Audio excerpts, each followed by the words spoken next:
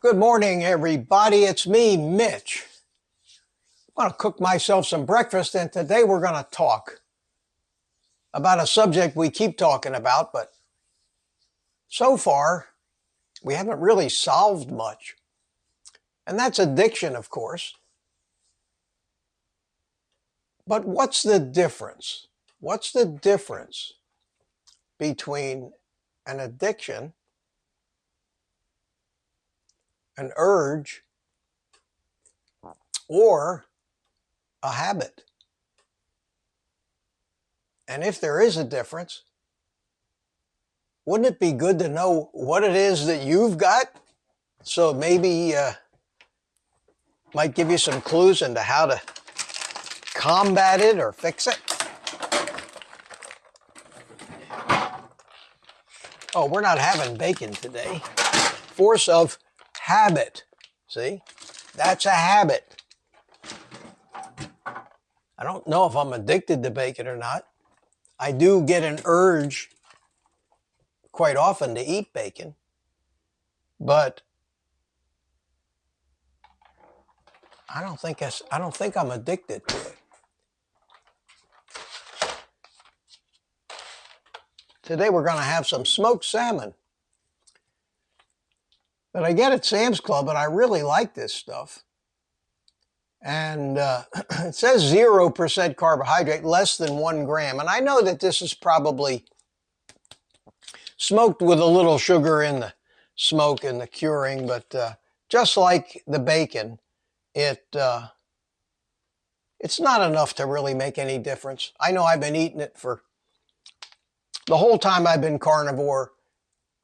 I don't get cravings. I don't go on sugar binges because of the minute amount of sugar that might be in the bacon or the salmon. And I enjoy it. And like I said, a few grams of carbs that don't derail you aren't going to hurt you, because you do need, your body does need glucose. And if it doesn't get it from the food, it goes and manufactures it anyway. That way I look at this minute trace amount of sugar coming from the curing of bacon or salmon is that's a few grams maybe that my gluconeogenesis doesn't have to make. I'm going to fry this egg in butter here today. And I like to have this as a alternative to bacon. I'm not really interested too much in variety, but a little variety is fine. And that's why I have chicken once in a while.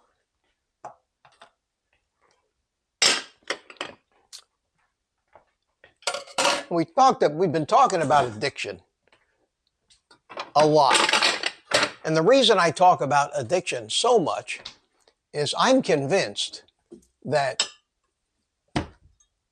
carbohydrate addiction is the root of the entire problem and of the infrastructure that we've kind of invented over the last 60, 70 years.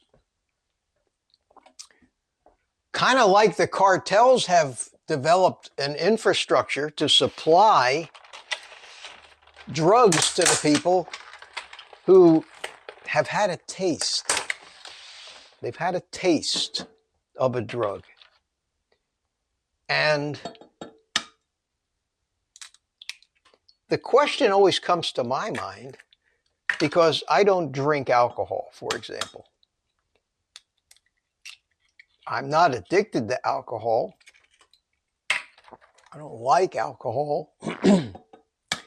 And when I see somebody who's an alcoholic, who is driven by not only their addiction to alcohol, but the urges to drink alcohol, or the habits that suggest to them it's time for a drink.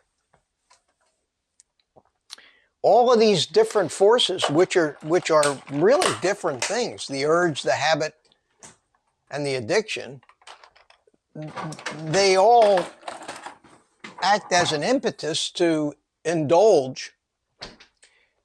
I read somewhere that, like they have stages of grief, there's also stages of addiction. There's the urge, there's the actual act of eating or drinking, whatever it is you're addicted to. And then, pardon me while I beat my, excuse me while I beat my eggs. Gotta stay consistent here.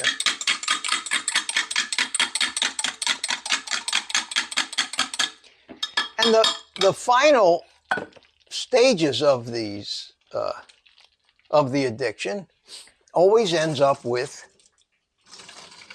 guilt, with a feeling of guilt afterwards.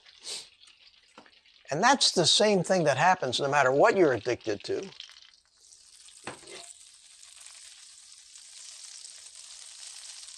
Is a habit may result in an urge results in bad behavior results in consumption of it, and then afterwards you have denial and guilt. And it doesn't matter what the substance that you're addicted to is. That doesn't make any difference.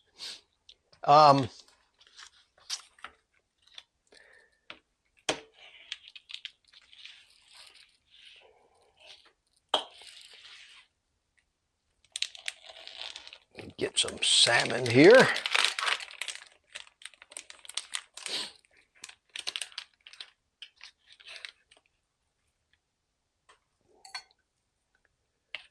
So I would say to myself, how come I can be so addicted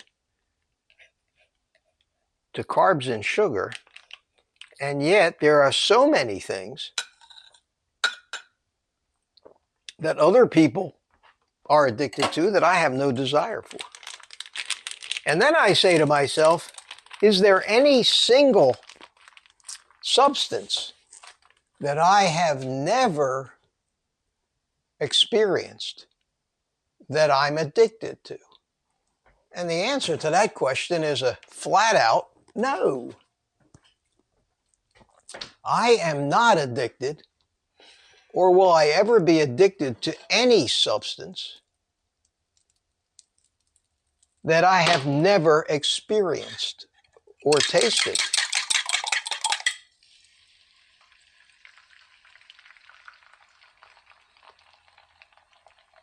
So I liken it to how a drug cartel gets customers. I'm not addicted to drugs, but if I was a young kid and there was a dealer hanging around outside my school and he offered me maybe a free little taste, he knows that that little taste and the dopamine rush and what that drug would do to my body would let my body experience a pleasure response, which is nature's way of encouraging behavior. That's always been a response from the subconscious long before we were humans even, because animals feel pleasure. If you have a dog, you can tell when your dog is happy or sad. And the whole purpose of pleasure is to encourage more of that behavior, which over time has had a survival benefit. That's why sex just feels so damn good to us, because without the urge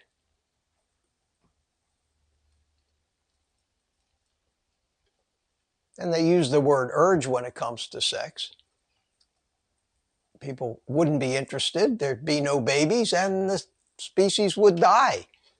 So the whole purpose of pleasure is to encourage that behavior.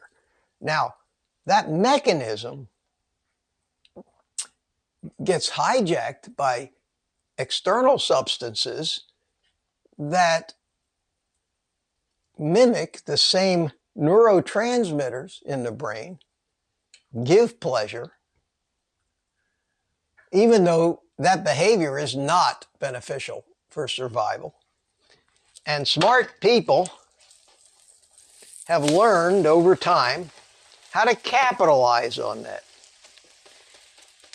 Drug cartels capitalize on that. People selling sex capitalize on that. But the biggest, even cigarette manufacturers capitalized on that. But the biggest offender,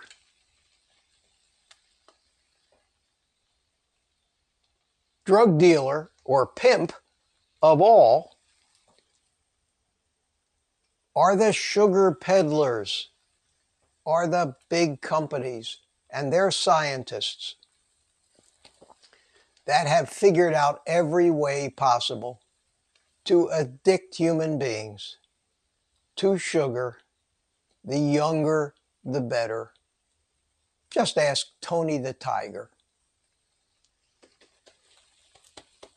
And yet we have disdain as a society. We have disdain, hatred, loathing, criminal contempt for those pimps and drug dealers that would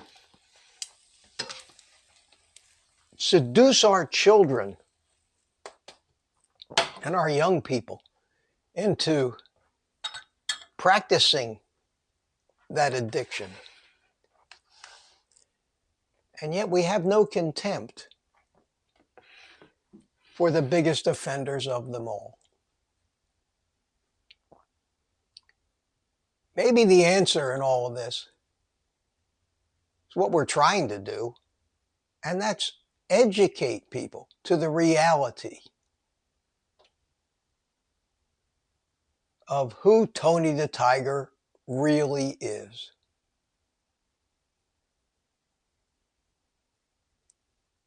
The resistance to our message is enormous because there's so much money in it. And I think the most truly evil thing that human beings have ever done against other human beings is what has happened to our food supply and the messaging that perpetuates this fraud and destroys lives in such huge numbers that no world war, no Holocaust, no natural disaster even comes close. So we plod along, those of us who understand the dynamics of this whole mess, and try to get the word out. And we get throttled and canceled, but we keep doing it. And the proof is in the pudding. We get healthier, we get thinner, and we get smarter and recognize more and more the tricks and the propaganda and the bullshit that we see everywhere we go, from morning till night, tempting us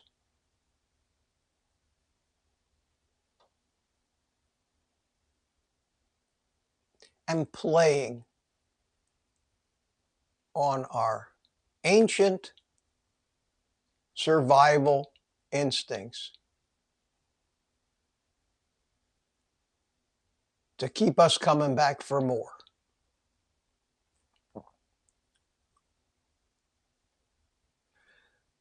That's not a very happy thought, but it is what I've been thinking about. And even though that's not a happy thought, this is. Take the rest of the day off and eat meat or fish.